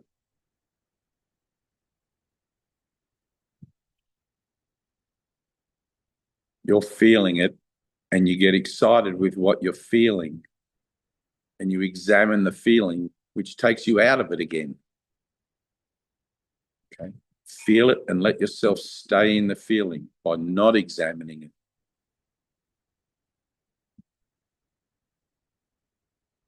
Breathe. That's better. Breathe. Here I am, Lord.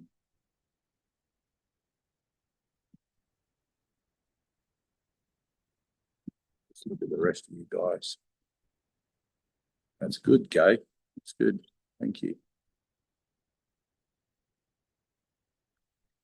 Jeff, I want you to angle your head downward a little bit.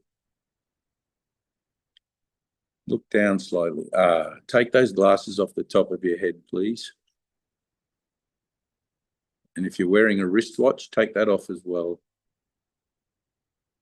No, that's a tattoo. Cool. All right, take a deep breath. Feel, drop into feeling.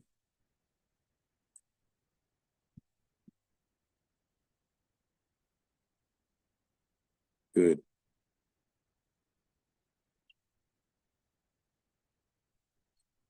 Breathe. Here I am, Lord. Exactly as you find me. You don't have to be a saint. Don't have to have forgiven yourself or accepted atonement for yourself in the entirety. Jesus knows you exactly as you are, with all your lumps and bumps, all your faults, and he loves you unconditionally. Here I am, Lord. Heal me. That's better, Jeff. Thank you. Breathe. Just stay there. Stay in that place. Good. Good.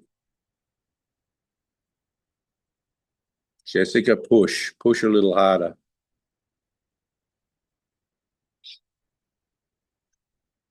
That busy mind is getting in the way.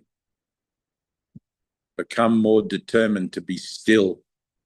Make the decision. I choose to be still. I choose not to listen. Kevin, same thing. Push a little harder.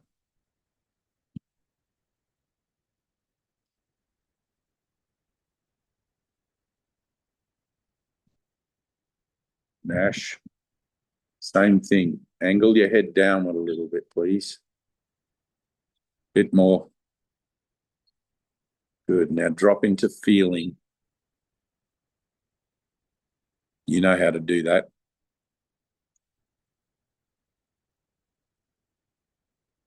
You're trying to avoid it.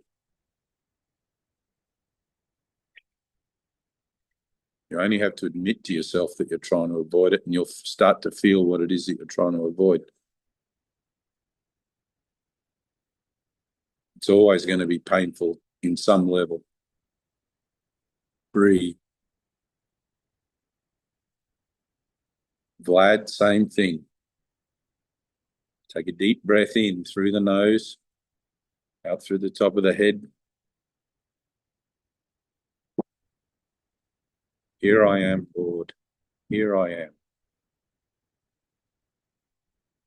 With my story, history, all my faults, all my errors, my script of time and space. I'm here to surrender. I want to remember the truth about myself. I can't go on in this fashion. On and on and on. One lifetime after another. When does it end? It's entirely up to you. It's your choice. You're free to stay in time and space, or you're free to awaken from the dream. It has to be your choice, because it is your choice. Noodle, that's good. Oh, good.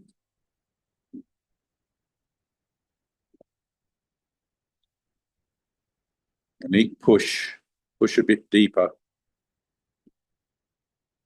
If there's a grievance blocking the way, look at it. If there's a judgment about that person, look at it. There's no point trying to persist in spiritual work if you're already aware of a grievance, because that is the work. If you're already aware of a judgment, because that is the work. That's what's blocking up the pipes. That's what's blocking the channel.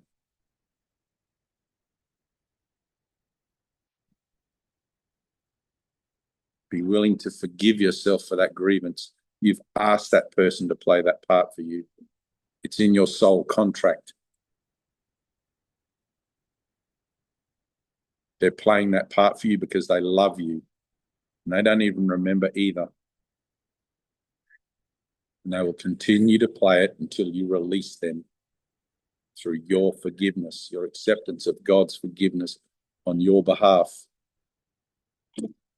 Breathe. Got to feel it to heal it. Breathe. Deb, take off your glasses.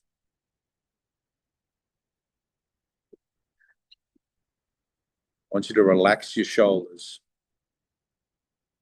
Just relax. Let it all go. Let your head come forward. More, much more. Good. Now stay there. Just relax. Same thing, Jeff. Keep your head forward a bit. Let yourself go into feeling. Human beings are terrified of their feelings. They try to push them away and hide from them, suppress them, keep them down. It's okay now. God is with you.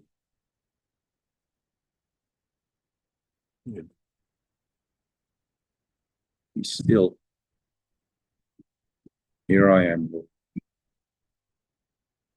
Breathe.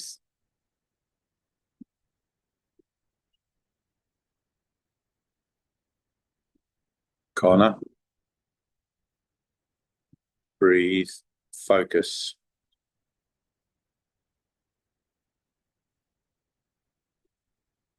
We've done this many times. That's going to be against you. You have cellular history of doing this. Many lifetimes, many experiences in time and space. I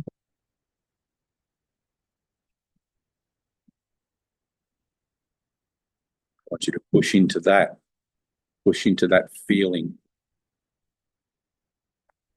How long you've been here. In truth, not at all. Within the framework of the illusion, hundreds of thousands of years.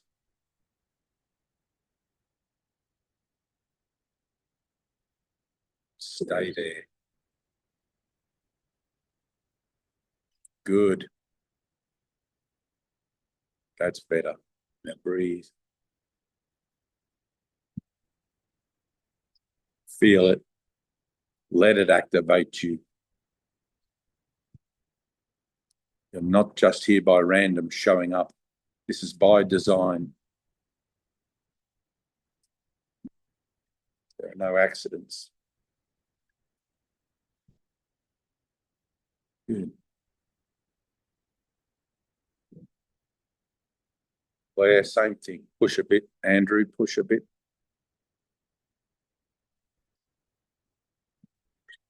It's okay to feel things. We know what to do with our feelings now. We know to give them to the Holy Spirit, to put them on the altar. Father, I cannot deal with this. Take this from me. Heal my mind of this energy. Your thoughts around the energy is just the symbols that represent it. It's the energy itself, the dark light within you that you've tried to hide. Let that come up. Breathe. And feel. Here I am, Lord. Here I am, Lord. Here I am. Child of God, worthy.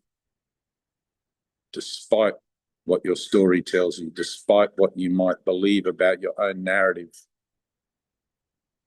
Child of God, worthy. Child of God, whole. Child of God, perfect and sinless as God created me. Fuck all this other shit. I have no use for it. It may still abide in you as residue. It may still abide in you as ideas. But that's why we're here in the action of forgiveness.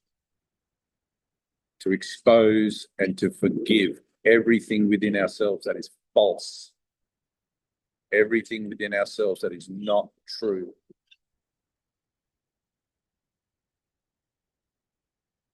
Breathe. When Jesus says, seek for the blocks and find them, that's what he means. Good.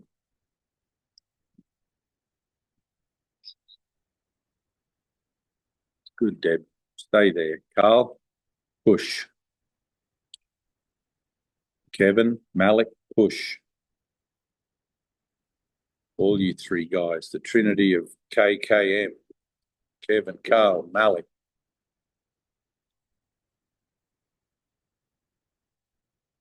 Brothers in Christ. You're in a collaborative venture. Push. Push into your heart space. Let the world crush you. Let you feel that which is left, the work that is left to be done, especially you, Kevin. You've mastered the practice. Now there's just a little bit of tidying up left to go. Same for me. Same for all of us.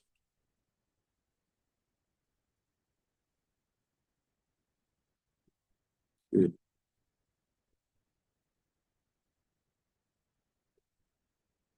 Feel it. Carl, tilt your head forward a bit. Good. Now breathe. Here I am, Lord. Monique, same thing. Noodle, same thing. Roger, same thing. Samaya, same thing. Vlad, same thing. Only the penitent man can go before God. In the Course, Jesus says, when you surrender to God, it will be an action of recognition that one of a lower order stands before one of a higher order, or that a recognition of the created is standing before the creator. It is a true surrender. It's a surrender of arrogance, a surrender of ignorance. The whole idea in the dream is that I tried to usurp the throne of God. I tried to replace God and become God in my own right. As hard as that is to believe, we're not talking about the individual avatar. We're talking about the mind, whole mind, Christ mind. The avatar is the experiencing part of the healing process of that false equation. It's through the avatar that work is done. Through the body, but not of the body.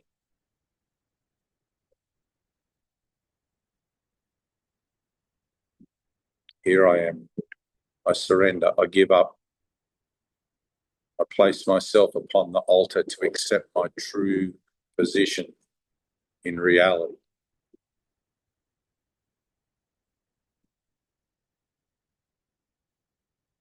It is a true humbling of pride.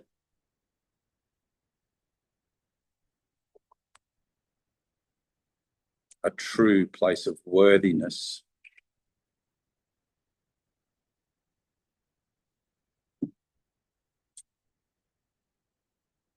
Breathe.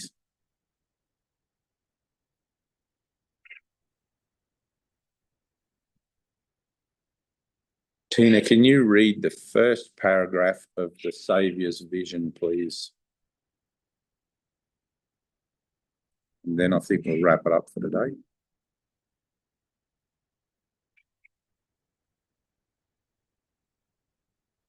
Actually, Connor, can you read it, please? I think it's chapter 31. All right. Just the Grab first my paragraph. book. Yep. Oh, nice microphone.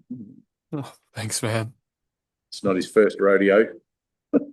Chapter 31. The final vision. The simplicity of salvation.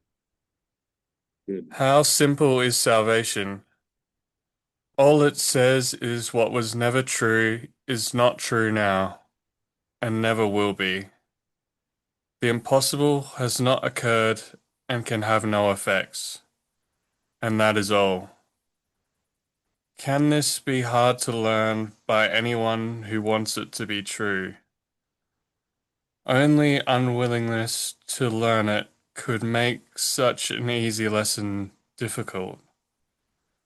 How hard is it to see that what is false cannot be true, and what is true cannot be false? You can no longer say that you perceive no differences in false and true. You have been told exactly how to tell one from the other and just what to do if you become confused. Why then do you persist in learning not such simple things?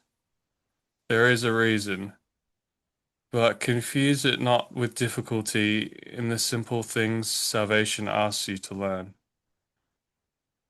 It teaches but the very obvious. It merely goes from one apparent lesson to the next in easy steps that lead you gently from one to another with no strain at all. This cannot be confusing, yet you are confused. For somehow you believe that what is totally confused is easier to learn and understand. What you have taught yourself is such a giant learning feat, it is indeed incredible. But you accomplished it because you wanted to, and did Right. not pause. You want me to keep going? Yep, keep going. Because you wanted to, and did not pause in diligence to judge it hard to learn or too complex to grasp. Okay. No one who understands what you have learned, how carefully you learned it, and the pains to which you went to practice and repeat the lessons endlessly in every form you could conceive of them, could ever doubt the power of your learning skill. There is no greater power in the world. The world was made by it, and even now depends on nothing else. The lessons you have taught yourself have been so overlearned and fixed, they rise like heavy curtains to obscure the simple and the obvious. Say not you cannot learn them, for your power to learn is strong enough to teach you that your will is not your own. Your thoughts do not belong to you, and even you are someone else. Who could maintain that lessons such as these are easy? Yet you have learned more than this. You have continued taking every step, however difficult, without complaint, until a world was built that suited you. And every lesson that makes up the world arises from the first accomplishment of learning. An enormity so great, the Holy Spirit's voice seems small and still before its magnitude. The world began with one strange lesson, powerful enough to render God forgotten, and his son an alien to himself, in exile from the home where God himself established him. You who have taught yourself the Son of God is guilty, say not that you cannot learn the simple things salvation teaches you. You want me to keep going? Just to the end of the paragraph. Okay, because this chapter's pretty long. You just the next passage? Yep. Learning is an ability you made and gave yourself. It was not made to do the will of God, but to uphold a wish that it could be opposed, and that a will apart from you it was yet and that a will apart from it was yet more real than it. And this has learning sought to demonstrate. And this has learning sought to demonstrate. And you have learned what it was made to teach. Now does your ancient overlearning stand implaceable before the voice of truth, and teach you that its lessons are not true, too hard to learn, too difficult to see, and too opposed to what is really true. Yet you will learn them, for their learning is the only purpose for your learning skill. For your learning skill, the Holy Spirit sees in all the world. His simple lessons in forgiveness have a power mightier than yours, because they call from God and from yourself to you. Cool. That'll do. Thank you. That's an awesome chapter. It is an awesome chapter. All right. Thank you. Any questions before we go? Anyone got a question? Anything? No hands up? All good? Everyone's happy? Noodle, you good? What's that supposed to mean? Did you just shrug me your shoulders? Practice is the thing I need, not more words. So you get a shrug. That's cool. That's cool. Stay in the shrug. The shrug's where it's at. All right. Thank you, everyone.